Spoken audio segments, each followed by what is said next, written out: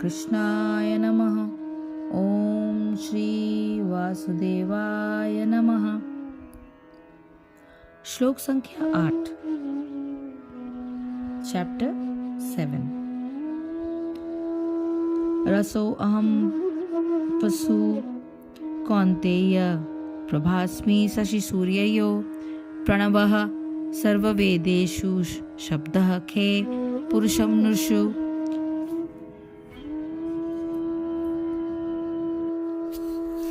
रस यानी स्वाद, अहम मैं, अपसु जल में, कौन्तेय हे कुंती पुत्र, प्रभा यानी प्रकाश, अस्मि हूँ, शशि सूर्ययो चंद्रमा तथा सूर्य का, प्रणवः ओंकार के अ उ म ये 3 अक्षर, सर्व यानी समस्त, वेदेषु वेदों में, शब्दः शब्द ध्वनि, खे यानी आकाश में, पौरुषम शक्ति सामर्थ्य, नृषु मनुष्यों में। हे कुंती पुत्र, मैं जल का स्वाद हूँ, सूर्य तथा चंद्रमा का प्रकाश हूँ, वैदिक मंत्रों में ओंकार हूँ, आकाश में ध्वनि हूँ तथा मनुष्य में सामर्थ्य हूँ। ये श्लोक बताता है कि भगवान किस प्रकार अपनी विविध परा तथा अपरा शक्तियों द्वारा सर्वव्यापी हैं।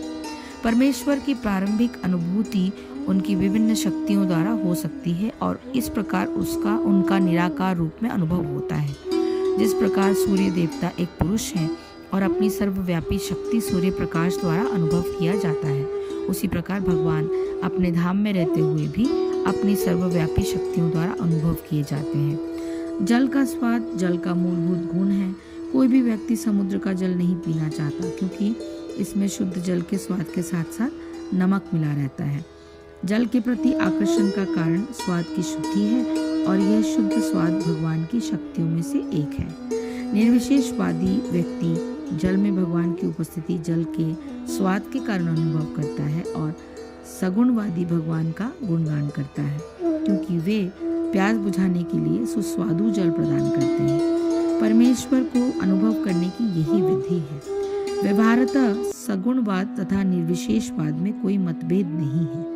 जो ईश्वर को जानता है वह यह भी जानता है कि प्रत्येक वस्तु में एक साथ सगुण बोध तथा निर्गुण बोध निहित होता है और इनमें कोई विरोध नहीं होता। अतः भगवान चैतन्य ने अपनी शुद्ध सिद्धांत प्रतिपादित किया, जो अचिंत्य भेदाभेद तत्व कहलाता है। सूर्य तथा चंद्रमा का प्रकाश भी मूलतः ब्रह्म ज्योति से निकलता है, जो भगवान का निर्विशेष प्रकाश है।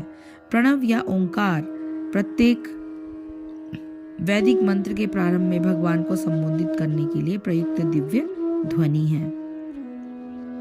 चूंकि निर्विशेषवादी परमेश्वर कृष्ण को उनके असंख्य नामों के द्वारा पुकारने से भयभीत रहते हैं, अतः वे ओंकार का उच्चारण करते हैं, किंतु उन्हें इसकी तनिक भी अनुभूति नहीं होती कि ओंकार कृष्ण का शब्द स्वरूप है। कृष्ण भावनामृत का क्षेत्र व्यापक है और जो इस भावनामृत को जानता है वह धन्य है। जो कृष्ण को नहीं जानते वे मोहग्रस्त रहते हैं। अतः कृष्ण का ज्ञान मुक्ति है और उनके प्रति अज्ञान बंधन है।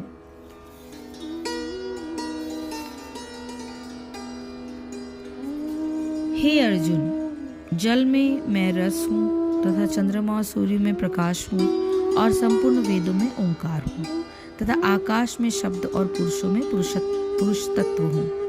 भगवान ही वस्तुओं के विशेष गुणों के रूप में अभिव्यक्त। जल का आधार रस है। यदि जल में द्रवता नहीं हो तो वो बर्फ या भाप के रूप में हो सकता है, किंतु जल होने के लिए उसमें द्रवता होना आवश्यक है। इसलिए भगवान अपने को जल में रस बताते हैं और चंद्रमा और सूर्य में अपने को प्रकाश बताते हैं, जिसके बिना सूर्य नहीं और चंद्रमा नहीं। तात्पर्य यह है कि जिस वस्तु का जो विशेष गुण है वो गुण ही उस वस्तु के रूप में व्यक्त है, परंतु उस विशेष गुण की उत्पत्ति भगवान से ही है। संपूर्ण वेदों का तात्पर्य ओंकार को बताया जाता है। वास्तव में ओंकार एक शब्द या ध्वनि मात्र नहीं है।